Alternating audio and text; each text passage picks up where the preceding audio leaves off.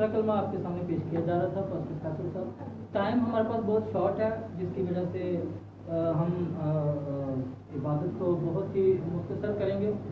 और तीसरा कलमा मैं आपके सामने बयान कर देता हूँ। ये मोहब्बत का कलमा है, जहाँ लिखा है ऐ औरत देख तेरा बेटा ये है और देख तेरी माँ ये है। और ये लुका 2 बाब और उसकी 35 आयत की तरफ भी इशारा जाता था, जब मरियम को कहा गया था कि तेरी जान तलवार से छिप जाएगी। और चौथा कलमा है कि ऐ मेरे खुदा तूने मुझे क्यों छोड़ दिया। इन अल्फाज को ज़बूर में इसने 22वें ज़बूर की पहली आयत में भी लिखा है कि ऐ मेरे खुदा तूने मुझे क्यों छोड़ दिया। और ये रिवायत है कि ये जो ज़बूर है 22 यीशु मसीह उसकी तिलावत कर रहे थे और ये उसकी पहली आयत को मुसन्निफ ने कोट किया है। पांचवा कलमा पेश करने के लिए मैं बुलाता हूँ पास्टर बरनबास साहब को, और मैं प्यासा हूँ इस पर वो मुख्तसरन कलाम की तशरीह करेंगे। पास्टर बरनबास साहब।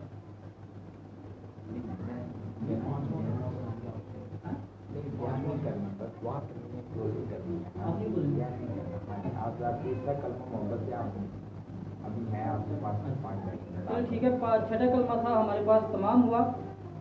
जो ज़बूर 22 और उसकी 31 में इसकी पेशन गोई थी, वो आएंगे और उसकी सदाकत को एक कौम पर जो पैदा होगी ये कहकर जाहिर करेंगे कि इसने ये काम किया है। और सातवां कलमा मैं आपके सामने मुख्तसर सा बयान कर देता हूँ। ऐ बाप मैं अपनी रूह तेरे हाथों में सौंपता हूँ। ज़बूर 31 बाब और उसकी 5वीं आयत में भी हमें ये हवाला मिल जाता है ज़बूर का। तो यूनानी में इसको कहते हैं पात्रिस खैरासु पारातिथामे पाइनिमहु। ये वो कलमा है लूका रसूल ने जिसको अपनी इंजील में जगह दी है, और ये दूसरा कलमा है जिसको लूका रसूल ने अपनी इंजील में जगह दी है कि आए बाप मैं अपनी रूह तेरे हाथों में सौंपता हूँ। और इसका जो पस मंज़र है वो सेम चौथे कलमे वाला है। और तीसरा मौका है कि यीशु मसीह अपने 7 कलमात में खुदावंद को मुखातिब करके भी बात कर रहा है। पहले कलमे में वो दूसरों के लिए माफ़ी के लिए खुदा को मुखातिब कर रहा है। कलमे वाला वही अंधेरा है, वही सब कुछ है। चौथे कलमे में जो बयान किया जाता है वही सारी तशरीह इस कलमे की भी है। लेकिन जो इसमें ख़ास बात है वो है उसका ऊंची आवाज़ में बोलना और उसका अपनी रूह बाप के हाथ में दे देना। ऊंची आवाज़ उसकी बज़ाहिर जो कंडीशन है वो ऐसी है नहीं है कि वो ऊंची आवाज़ में बात कर सके, जिसको यूनानी में फोने में गल था। वो सुनाना चाह रहा था उन रोमियों को, वो सुनाना चाह रहा था उन यहूदियों को कि देखो वो मेरा बाप है। क्योंकि यहूदी जो है वो इस बात के खिलाफ थे कि ये अपने आप को खुदा का बेटा कहता है। लाइट बंद हुई है। वो इस बात के खिलाफ थे कि ये अपने आप को खुदा का बेटा कहता है।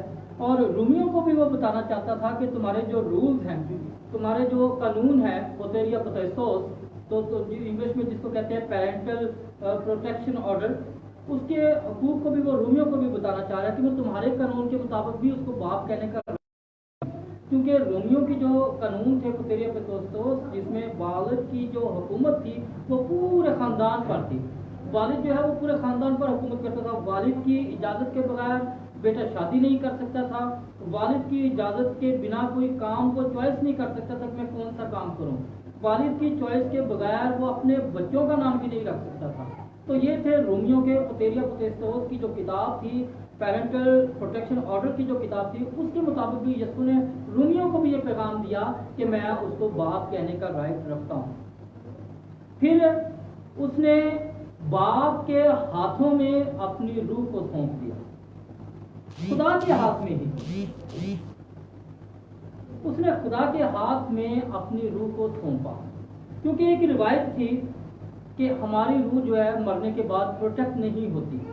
मूसा की मिसाल हमारे सामने है कि डेथ के बाद उसके सऊद के बारे में काफ़ी रिवायात मिली हमें कि शैतान भी उसकी बॉडी पर आके कब्जा करना चाहता था और खुदा के फरिश्ता ने भी उस पर कब्जा किया। अब यीशु मसीह जिस मिशन पर जा रहा था उसको पता था कि मैं किस मिशन पर जाने लगा हूँ।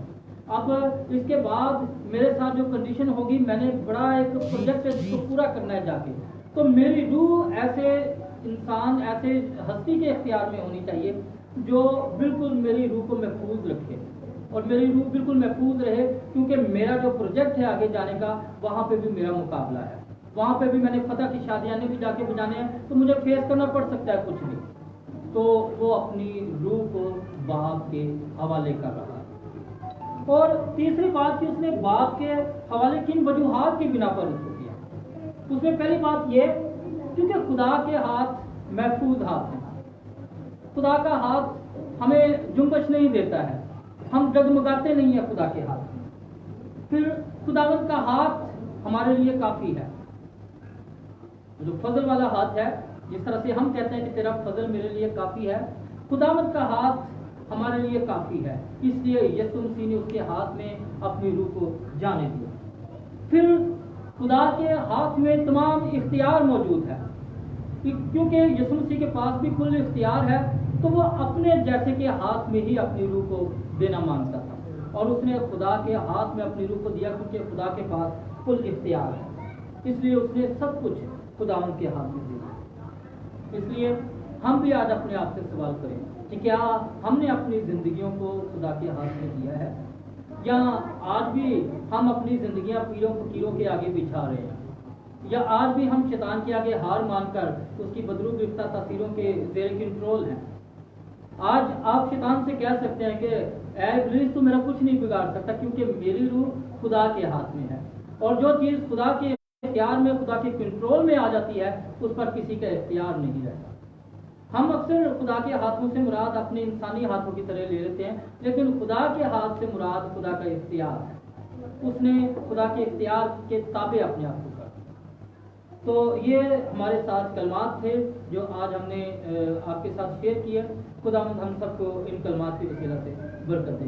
मैं पास्टर बरनबाज साहब को बुलाऊंगा कि वो आज की सारे सेशन के लिए दुआ करें, बरकत के लिए, और आज की सारी प्रस्तुति और हमको सुना के लिए।